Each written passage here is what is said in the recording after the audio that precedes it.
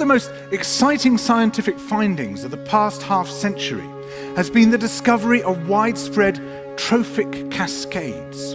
A trophic cascade is an ecological process which quintuples the ecosystem.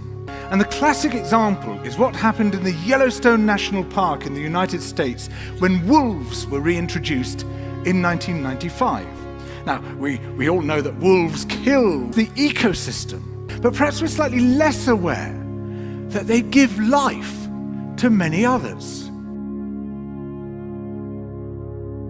Before the wolves turned up, they'd been absent for 7 years.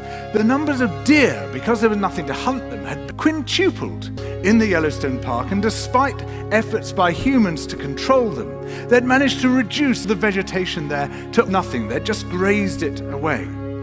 But as soon as the wolves arrived, even though they were few in number, they started to have the most remarkable effects. First, of course, they killed some of the humans, but that wasn't the major thing. Much more significantly, they radically changed the behavior of the deer. The deer started avoiding certain parts of the park, the places where they could be trapped most easily, particularly the valleys and the gorges. And immediately those places started to regenerate. In some areas, the height of the trees quintupled in just 6 years. Bare valley sides quickly became forests of aspen and willow and cottonwood. And as soon as that happened, the birds started moving in. The number of songbirds, of migratory birds, started to quintuple. The number of beavers quintupled, because beavers like to eat the birds. And beavers, like wolves, are killing other species. And the dams they built in the rivers quintupled the number of otters and muskrats and ducks and fish and reptiles and amphibians. The wolves killed bears, which meant ravens and bald eagles came down to feed on the carrion that the wolves had left. The number of berries growing on the regenerating shrubs quintupled, which meant nothing. But here's where it gets really interesting. The wolves quintupled rivers.